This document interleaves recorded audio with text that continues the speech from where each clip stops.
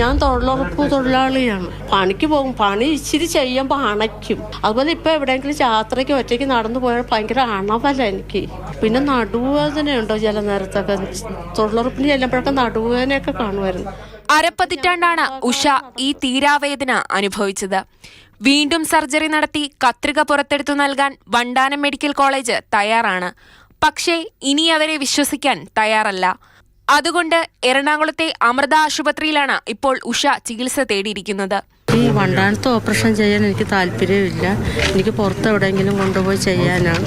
എനിക്ക് പേടിയാണ് വണ്ടാനത്തോട്ട് പോകും. അപ്പം തിങ്കളാഴ്ച വന്ന് അഡ്മിറ്റ് ആകണം, ചൊവ്വാഴ്ച ഓപ്പറേഷൻ ചെയ്യാമെന്ന് പറഞ്ഞു. അതുവരെ ആരോടും പറയരുതെന്ന് പറഞ്ഞിരുന്നു. അങ്ങനെ മോൻ്റെ അടുത്ത് എന്തോ പറയുന്നിട്ട് ഞാൻ കേട്ടില്ല എന്തോ പറഞ്ഞു. കത്രികയുടെ സ്ഥാനം MRI സ്കാനിലൂടെ കണ്ടെത്തിയ ശേഷമാകും പുറത്തെടുക്കാനുള്ള ശസ്ത്രക്രിയയെക്കുറിച്ച് തീരുമാനിക്കുക എന്ന് അമൃതയിലെ ഡോക്ടർമാർ അറിയിച്ചു. കഴിവതും നാളെ തന്നെ ശസ്ത്രക്രിയ നടക്കും.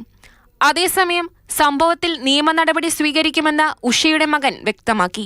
പണം വാങ്ങിയാണ് മെഡിക്കൽ കോളേജിലെ ഡോക്ടർ ചികിത്സിച്ചതെന്നും മകൻ പറഞ്ഞു. ഈ സർജറി ചെയ്തതെല്ലാം അവരുടെ വീട്ടിൽ പോയി കൺസൾട്ട് ചെയ്ത് അവരുടെ ഫീസ് കൊടുത്തിട്ടാണ് നമ്മൾ അവരുടെ വീട്ടിൽ പോയിട്ട് കൺസൾട്ട് ചെയ്തിട്ടാണ് ഇവർ അങ്ങോട്ട് റെഫർ ചെയ്തതും നമ്മൾ അങ്ങോട്ട് കൊണ്ടുപോയതല്ല. ഡോക്ടറുടെ പേര് ലളിതാംബിക.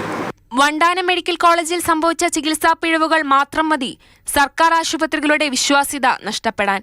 പാവപ്പെട്ടവന്റെ ആശ്രയമായ ആതുരാലയങ്ങൾ എന്തു വില കൊടുത്തും സംരക്ഷിക്കാൻ ആരോഗ്യവകുപ്പ് ഇനിയെങ്കിലും ഉണർന്നു പ്രവർത്തിക്കണം.